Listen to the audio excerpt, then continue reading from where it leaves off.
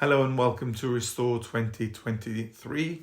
Today in our scripture readings, we are in the book of Chronicles chapter 17 and 18.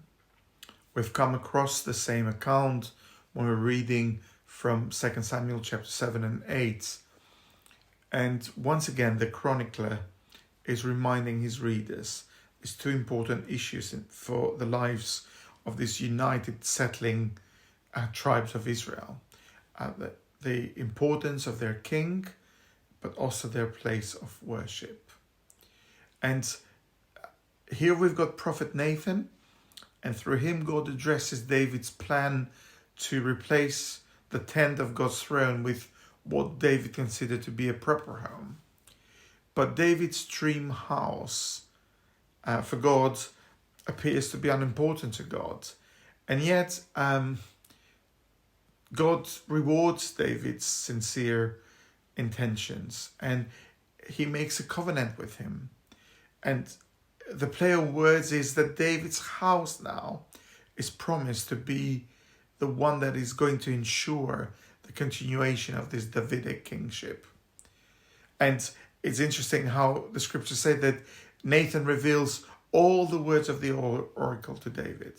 And as a result, David prays, recognizing God's grace in his life, but also the certainty of God's promises. And it seems as the chronicler is pointing out the example that these settling groups of people, Israelites, should follow in David.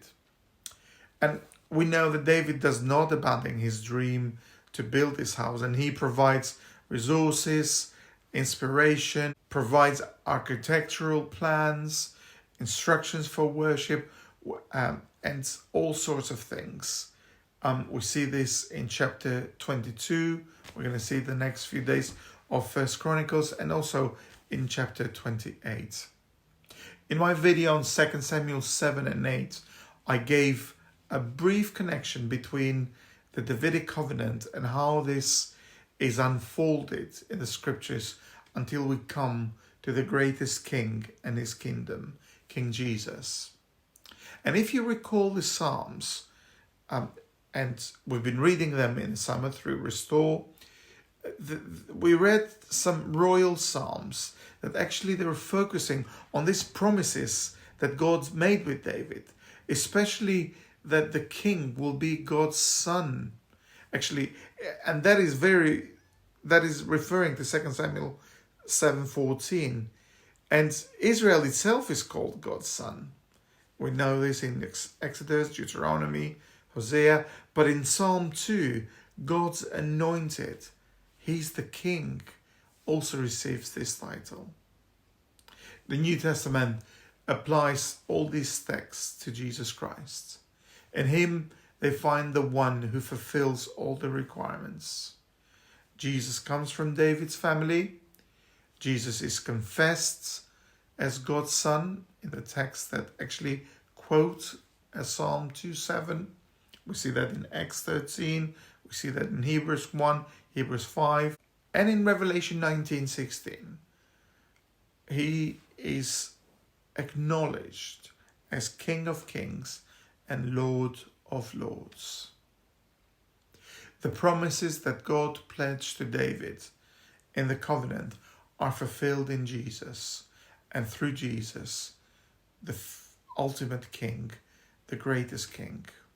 And we've got a better realization of these promises. So we move on with our reading of 1 Chronicles, and we're in chapter 18 now. And here we read about the victories that brought the peace in Israel. And it lists groups of people and groups of their leaders and David's victory over them and the stability that Israel was enjoying under David's kingship. And actually David shows that to be that, he's not just an able leader with skill set, but actually it was God who gave him the victory. So a good reminder today of how are you using the skills and abilities that God has blessed you with, and who are you crediting with your success.